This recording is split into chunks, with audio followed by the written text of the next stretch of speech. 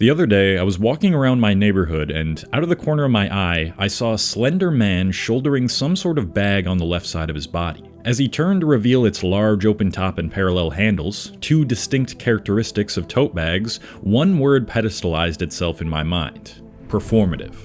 The performative male trend on social media reveals a grim truth about masculinity in the West and its portrayal, with that truth being, dudes still can't do anything without being called gay. But I also think it goes deeper than that. I think the idea of a performative male is tied to the desire for a revival to traditional masculinity and how the internet has radicalized some young men to fall down the alt-right wing pipeline. So let's explore these developments through as many facets as we can and find out whether men should really be able to sip matchas, read books, and sport 80s porn star mustaches.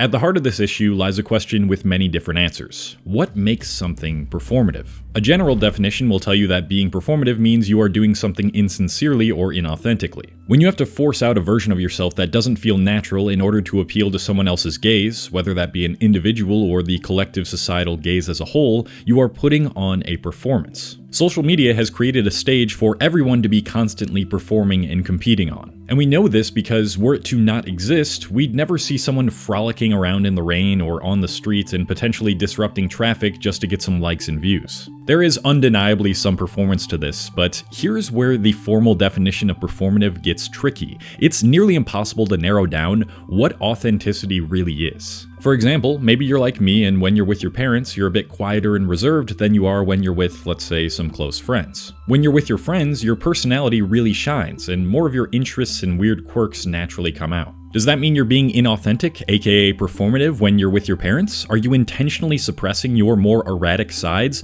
in an effort to improve your image in front of your parents? For me, I know that answer is no. It's just that when I'm with my parents, we're usually in a situation which doesn't call for me to be more excited and lively like I am with my friends. Through this analysis, an interesting fact can be observed. You are often shaped by your surroundings as much as you are by your inner workings, and your quote, authentic self shifts based on those surroundings. There are many versions of yourself within you, and yet you probably wouldn't call a lot of them more authentic than others. It's like that famous quote, a different version of you exists in the minds of everyone who knows you, and to at least some degree, your behaviors are going to be subconsciously influenced by the version of you that matches the minds of most of the people you are present with in a given moment. Now, how does this relate to the performative male trend? It means we need to draw a distinction between performativeness and inauthenticity. If we're calling someone performative on the basis of them being inauthentic, you're not even really saying much, because the self is a fragmented concept. It would be much more accurate to call these men theatrical, meaning they are quite literally playing a character that never comes out of them no matter who they're around. If they are truly theatrical or performative, their interests and behaviors are purely shaped from forces outside of them, usually social media, and they also must not find any enjoyment in the behaviors they're exhibiting. In other words, if a dude saw some TikToks and found out that a certain type of woman they're attracted to likes dudes who wear tote bags, read classical literature, and drink matcha, and they hate those activities but they do them anyways, that's a theatrical/performative dude. Due to this distinction I've proposed, I believe many men are wrongly being labeled performative on the internet. Calling a guy performative just because he redeveloped his interests and he no longer fits the version you held of him in your head is nonsense. To understand how ridiculous this is, imagine you as a guy had another guy friend who decided to start wearing real masculine type clothes and pursuing a hobby you never thought they'd pursue, like weightlifting. And because of that, you called him performative. This isn't like you, man, you might say. Lifting weights is performative as hell. Doesn't that sound dumb to you? Now, as a man, ask yourself why. You see, the reason the performative male exists at all is because he embodies such a specific archetype of man that people assume no man could inhabit out of genuine interest. In our culture, the idea that a man could be interested in drinking tea, reading for pleasure, and wearing something that's often related to a feminine activity, aka tote bags, is preposterous and therefore automatically considered performative. If you don't fit the mold of what other people think a man is supposed to be, their idea of an authentic masculine self, then what you do, think, or wear must be due to some sort of propaganda or brainwashing.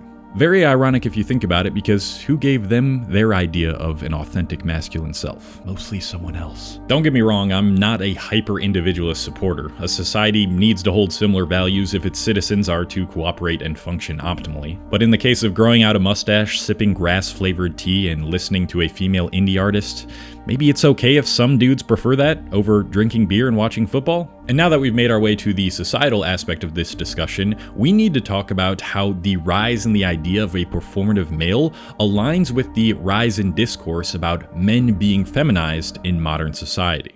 The masculinity crisis. I've talked about it, a million other people have talked about it. A lot of young men don't really know what to do anymore. They're falling behind in school, they're not dating, not having as much sex, staying at home much longer, and as a result, have no one to provide for or any meaning to feel on a daily basis. And all the while, it seems like women are now excelling more than ever at almost all of those same things, making their way into jobs and sectors typically reserved for men. The problem, at least according to traditionalists and conservatives, is exactly that. Things are getting too feminine now, and it's seeping into the lives of men, and men are getting left behind. But putting the blame on this, I believe, is ignoring the real problem entirely. To illustrate this point, and provide a rebuttal against it, I want to take a look at a popular article from Compact Mag titled "The Great Feminization" by Helen Andrews. At its core, Helen's argument is this: our institutions, corporations, and media landscape have become increasingly feminine, and therefore have all veered farther away from logic and objective truth. As she puts it, everything you think of as wokeness involves prioritizing the feminine over the masculine,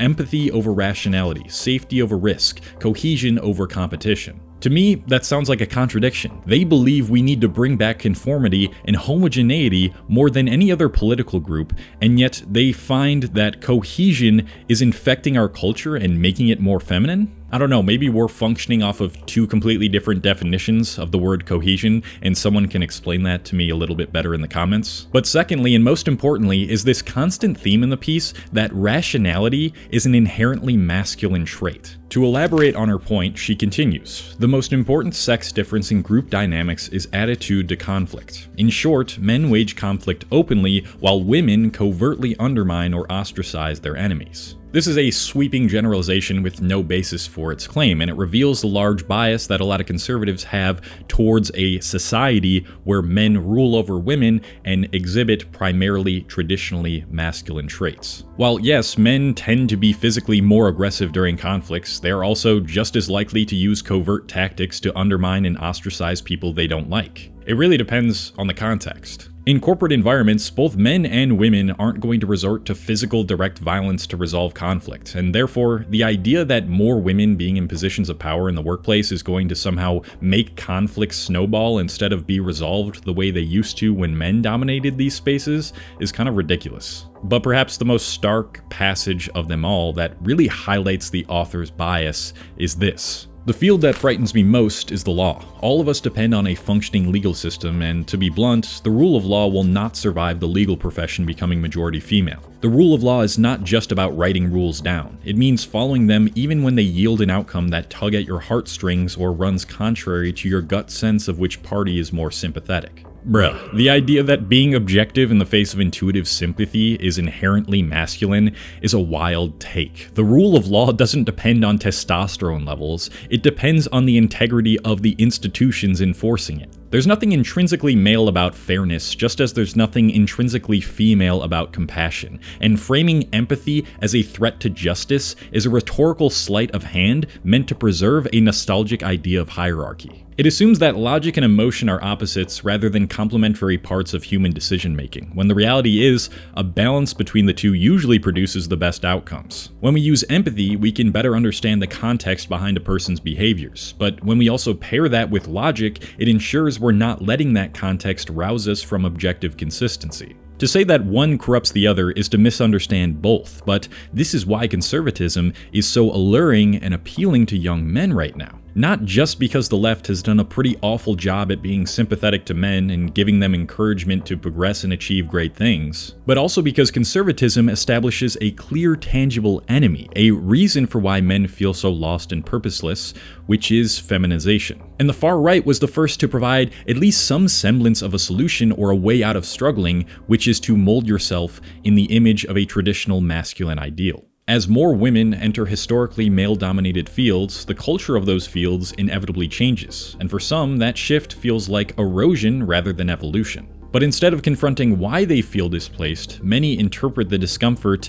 as evidence of societal decline. This is the exact same psychological mechanism that could be leading to the performative male trend, which is why I went off on this tangent in the first place. Men call other men performative for liking traditionally feminine things outside their cultural script because the idea of a man no longer conforming to the traditional ideal of masculinity feels like a threat to men as a whole. If more men are becoming like this, it's just another reason why men are sexless, depressed, and not pursuing education. In their eyes, the performative man archetype is the antagonist of purpose and power. It's the embodiment of everything they've been told to avoid, and so they ridicule it before ever trying to understand it. But like I've said in previous videos on this topic, we need to update our versions of what it means to be masculine to fit our evolving world. No, I am not encouraging men to stop pursuing greatness, to stop challenging themselves, to stop persevering through hard times, to stop being a force for good that, through their skills, can provide for others and help them in times of need. Everybody loves those traits, and anyone who doesn't or thinks that they're toxic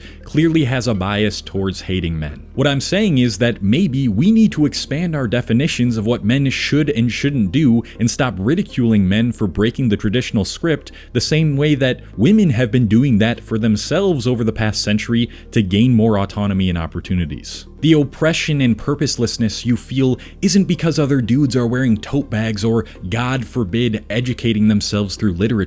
You feel it because you think masculinity needs to fit in this tight box, and if that box widens, it somehow diminishes your value as a man. A dude shouldn't be considered less of a dude because of what he dresses or drinks. He, like all humans, should be measured by their character, which is the most important aspect of yourself to develop if you want to enjoy life and have access to more opportunities. Trying to mold men back into what once was, in a world no longer compatible for that box, only limits their potential and stifles their ability to uncover what they truly want to pursue and how they might use it to make a meaningful impact in the world. As men, we've got to start lifting each other up instead of tearing each other down for trying to be different. That's one of our biggest threats to prosperity. So yes, keep reiterating positive core values that everybody should be trying to fortify, like purpose, perseverance, ambition, progress, kindness, compassion, and integrity, but stop thinking that these values only come from a singular ideal